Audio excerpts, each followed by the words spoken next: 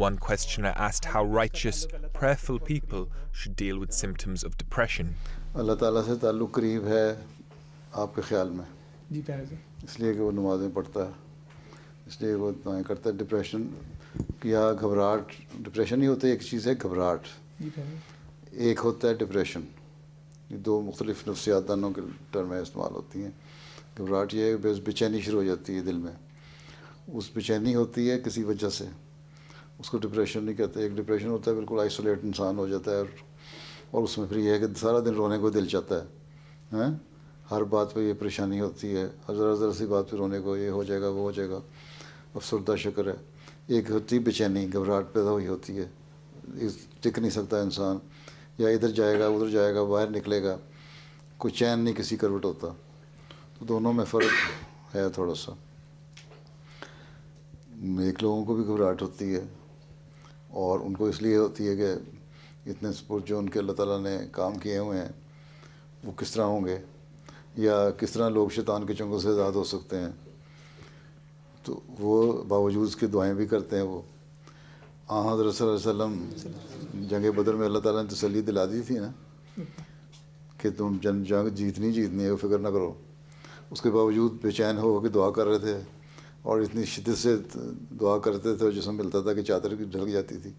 حضور بکر نے وہ کیا کہا تھا، یہی کہا تھا نا کہ اللہ تعالیٰ نے جب وعدہ کیا تو پریشانی کس چیز کی ہے، گھبراہٹ کیسی ہیں. مجھے پتہ نہیں اللہ تعالیٰ کی مخفی باتیں ہوتی ہیں، پتہ نہیں ریکوائرمنٹ ساری مسلمانوں پوری کرتے ہیں کہ نہیں، جس سے اللہ تعالیٰ نے فتح لکھی ہوئی ہے. تو ایسی صورتیں پیدا ہوتی ہیں. لیکن ایک ڈپریشن یہ ہوتا ہے کہ آئسولیٹ ہو جاتا ہے انسان، پھر وہ اللہ کو ہی بھول جاتا ہے.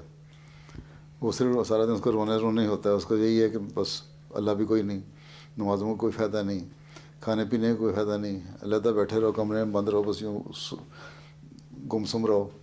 وہ اصل ڈپریشن ہے. ٹھیک ہے، وہ نیک لوگوں میں اس طرح پیدا نہیں ہوتا، اور اگر ہوتا ہے تو اس کا مطلب ان کی باتیں صحیح نہیں، ان کا تعلق اللہ تعالیٰ سے صحیح نہیں ہے. پیارے حضور اس سلسلے میں پھر کون سی دعا کرنی چاہیے، کیا اللہ تعالیٰ سے کس طرح اس کے مدد؟ اللہ تعالیٰ نے قرآن شریف میں الا بذکر اللہ تطمئن القلوب، کہ اللہ تعالیٰ کے ذکر کرو اور اطمینان قلب حاصل کرو.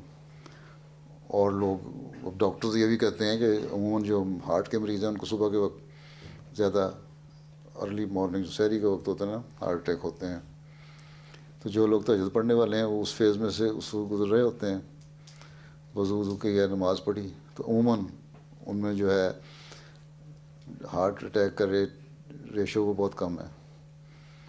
ٹھیک ہے، تو ایک یہ بھی اس سے ثابت ہوتا ہے کہ صبح ارلی اٹھنا، تہجد پڑھنا، نماز پڑھنا، یہ بھی اس بیماری کو دور کرتی ہے. تو اس کے علاوہ اللہ تعالیٰ کا ذکر ہے، اللہ تعالیٰ سے دعا مانگنا ہے، اللہ تعالیٰ کا بھی جھکنا ہے.